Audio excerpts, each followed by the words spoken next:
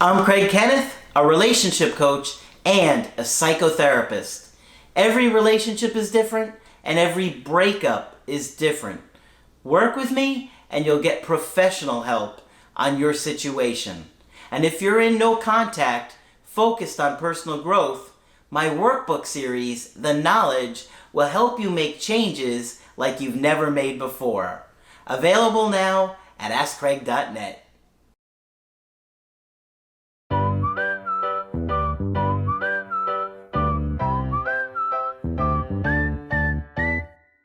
Hi there, I'm Coach Craig Kenneth, and in this video I'm going to be talking to you about when they're back after no contact.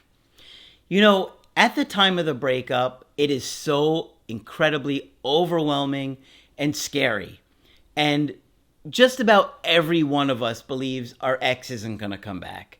We're going to be the one that doesn't hear from them.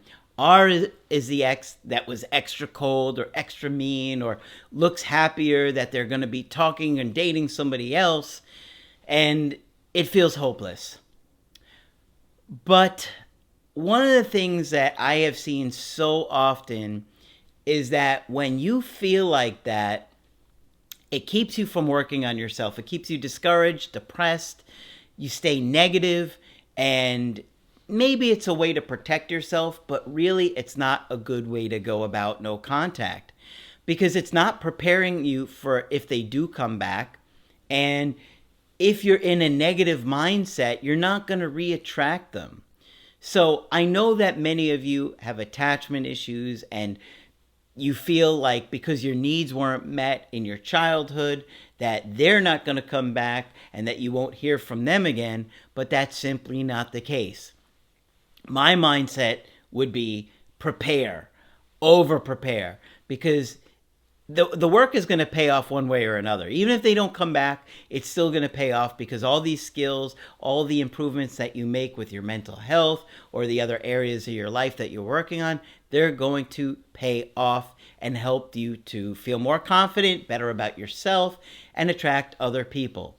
So you have to be careful of your mindset. I really think that you got to be focused on healthy things in no contact. Unfortunately, many of you guys don't. You only focus on no contact and not preparing yourself for when they come back and if they come back. But I've seen so many situations where people thought their situation was hopeless. They're never going to hear from their ex again. They're convinced of it. And of course, one day their ex reaches out. Are they ready? Well, in a lot of cases, they're not. But I've got a good email to share with you guys today with somebody who wanted to talk about that experience. It's always great when you see people that are further along than you sharing their experience and reflecting back. And I hope that you do that for other people. So I'm happy to share your experiences in emails. You can always email me on the website, and that way when someone else is struggling and they're at where you're at, they can see that there is a light at the end of the tunnel and it's not an oncoming train, okay? So they said, let's get into this email. They said, "Hi, Coach Craig. I wanted to share an update for you following our Skype coaching calls. I think my story could be really helpful to people that are trying to prepare for their ex to come back.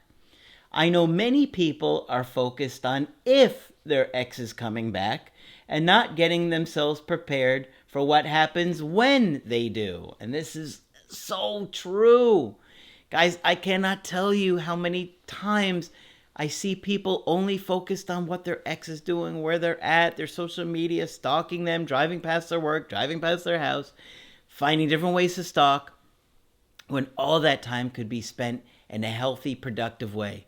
Because what is the difference on what your ex is doing right this minute? If they've logged into Instagram or Facebook or WhatsApp, what does it matter? If they come back 4 months from now, 5 months from now, whatever, what does it matter what they did with that time? How many times they logged on and off or went to the gym or went to Dunkin' Donuts? It doesn't matter. You got to focus on the personal growth. That is what gets you ready. There are a lot of things that I was not prepared for initially, and I'm hoping that I can warn people to avoid some of the same mistakes I made.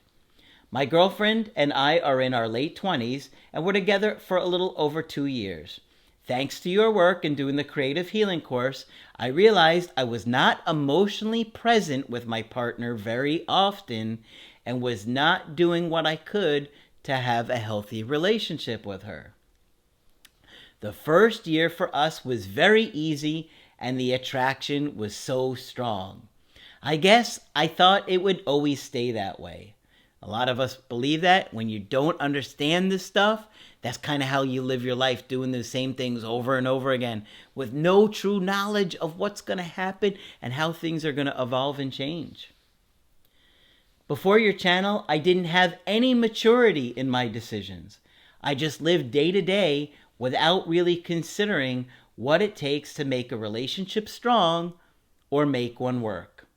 But now I realize you really do need to make a consistent effort to take care of the relationship and nurture it.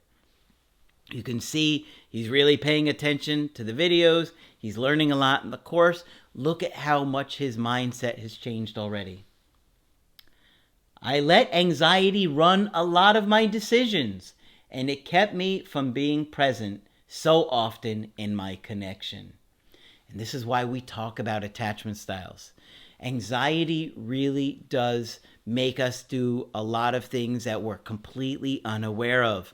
That's why I'm always educating you about it. That's why I'm always talking about it, because that is really behind a lot of your decisions.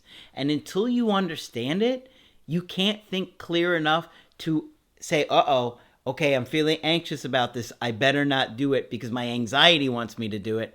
I better leave it alone and show confidence. My girlfriend started becoming distant and colder the last month or so that we were together. I intuitively could feel something wasn't right, but I wasn't sure what to do. She blew me off one weekend before our breakup with a work excuse. But then the next week, I started to get anxious and called and texted a few times too many. She said she wanted to talk.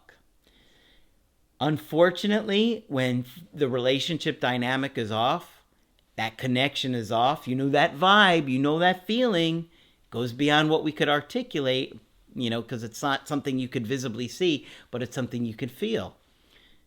Over pursuing because of our anxiety often is the thing that kind of nails the coffin shut.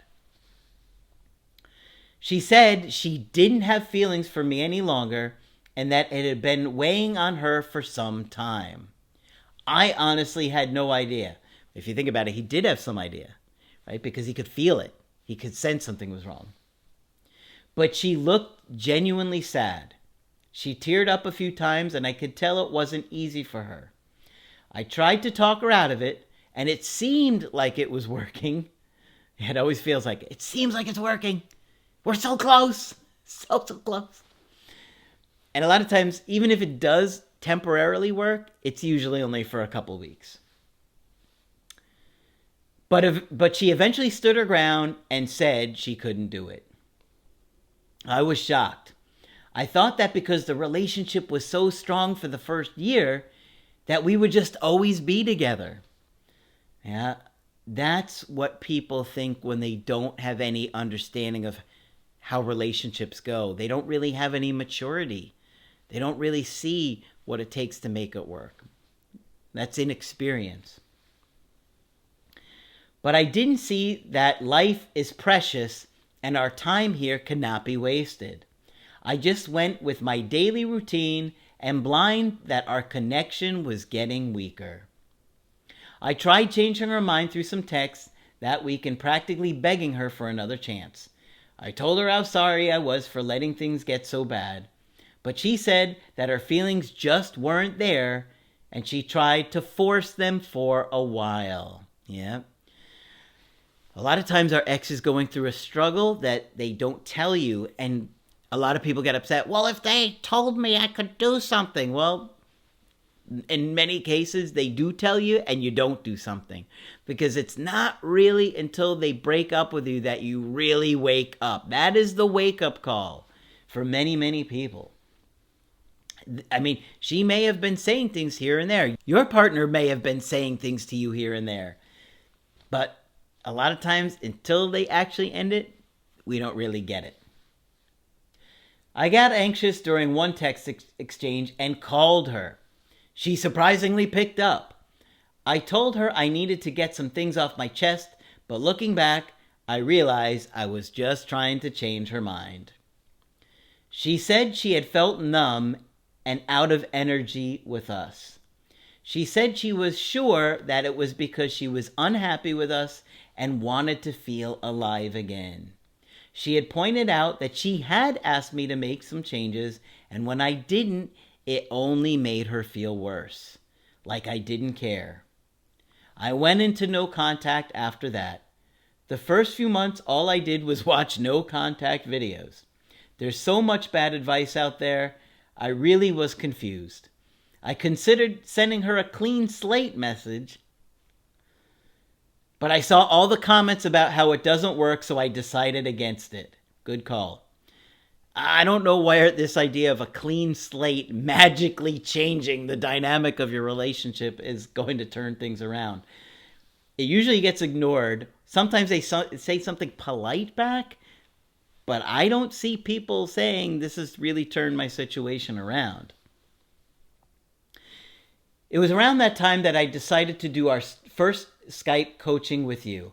Honestly, I felt so much better after talking with you. It really is amazing to see you break down a situation in person. Of course, I mean, guys, I do this all day, every day for years, and I was extremely passionate about understanding this stuff for years before we launched the channel. So, me and Margaret had hundreds, if not thousands, of talks about mental health, breakups, why they happen, what's going on with families, incorporating mental health, anxiety, depression, family systems issues, all kinds of stuff into what happens, why relationships don't work. When I say that every relationship is different and every breakup is different, I truly mean that for so many reasons. I don't know if it's a gift that you have or because you're so passionate about it, but hearing your insights gave me so much relief and structure that I didn't feel lost anymore. Well, I don't know. Sometimes when somebody really finds what they're meant to do, it comes natural. Like, I still host comedy sometimes, and sometimes I do crowd work, and I just start talking to people. And you should see my natural flow with people, how I just pick up things, and usually it gets a huge laugh from people. Like if I'm talking to a group of friends, and I'll say something about that person or whatever, and they just start cracking up, and they'll be like, how did you know that? And I'm like, I don't know. It's just something intuitive about who I am, my, understanding of mental health, the wisdom that I've experienced from seeing this stuff, my personality, my desire to laugh and joke around. You guys always see that I'm always trying to be playful in videos, even with difficult subjects. So all that kind of comes together in what I do. It kind of is just my personality. All right, let's go on here. It was clear to me that if I was going to have another chance with her, I was really going to have to prepare myself for her coming back. I started doing the creative healing course. At first, my goal was to get through it as quickly as possible. But then I realized I needed to take my time, especially when you suggested that it would be another 3 or 4 months before I heard from her. You guys oftentimes ask me to guess. I guesstimate the best that I can based on past experiences and what I see in this situation, and I'll try and give you a guesstimate because I know it makes you feel a little bit better because I know what it's like being in that situation and not knowing. So I kept working hard preparing myself for her to come back. One of the things that stood out to me on the call was when you said that when I'm answering the questions on the course, to envision her and I, meaning their situation, to try and consider how her and I would react in that situation, and to imagine me having to handle those situations in real time. So that's what I started to do, and it really made a big difference. My girlfriend reached out to me exactly in the time frame you predicted. And you were also correct in predicting that she had complaints and things that were bothering her that I didn't realize. Okay, that's a big point. When your ex comes back, You have to understand that there are probably things that you didn't realize were bothering them, that they had maybe not told you, that all of a sudden you're going to start to hear these complaints that you never even imagined. And that can blindside you. So you have to be mentally prepared for that. So when she reached out, and yes, she did use an indirect direct approach about a few small household items that she could easily replace. When we got together for her to pick up the stuff, I felt like she wanted to talk more. But at the time, she also seemed like she wanted to leave. One of the mistakes I made was trying to convince her to stay and talk longer.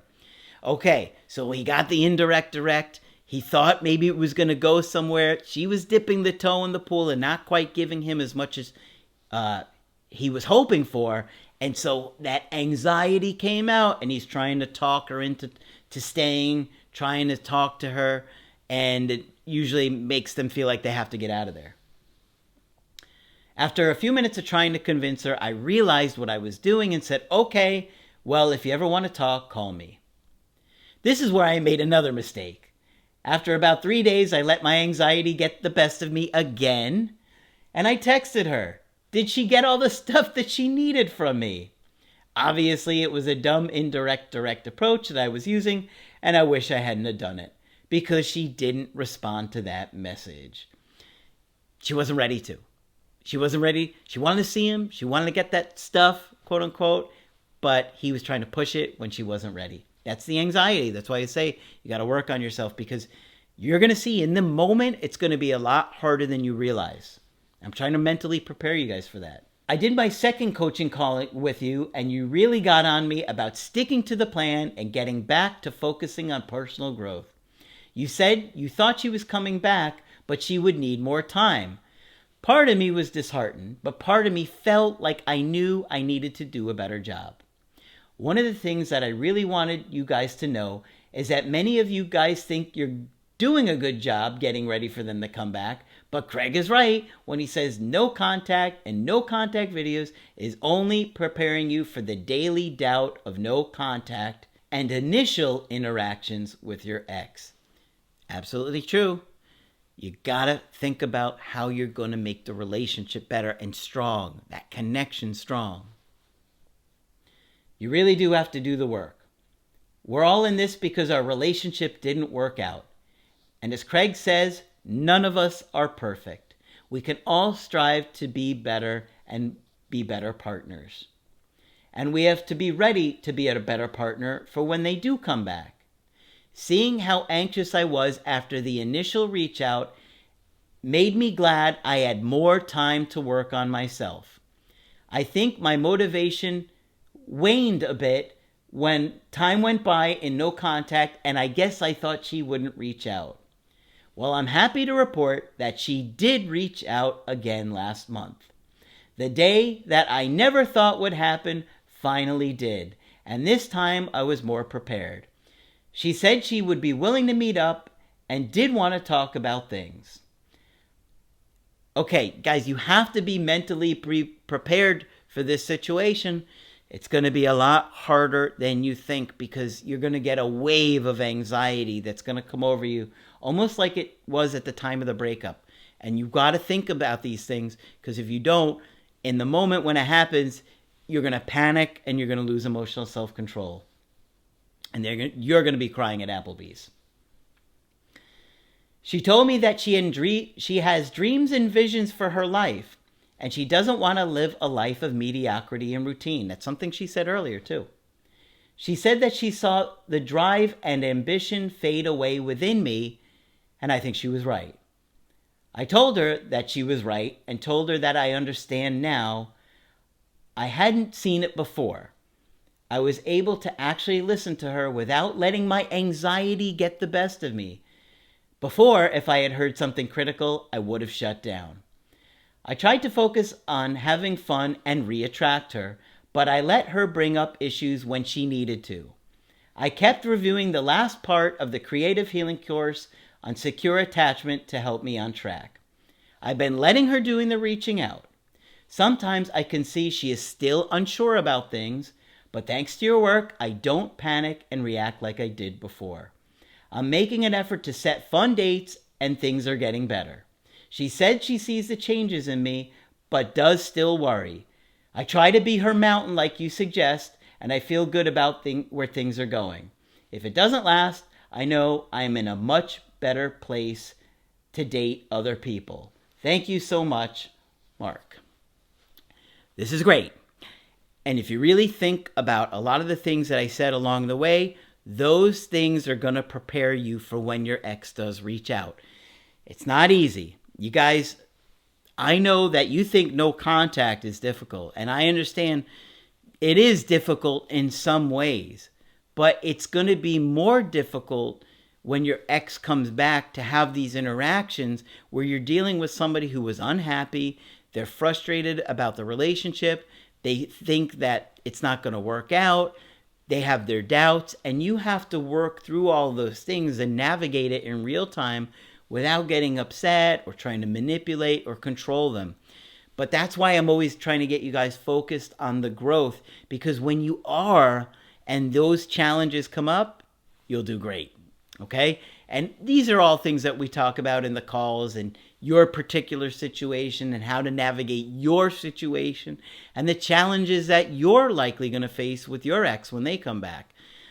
I've seen so many different types of breakups over the years. There's so many different reasons that relationships don't work out. And hopefully, when we're talking, we can get you in a place where you're more prepared.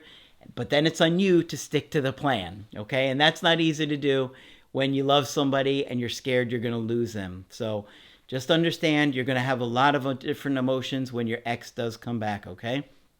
So hopefully this one's been helpful to you. And of course, when you want to get my help personally, you could do that on my website, askcraig.net.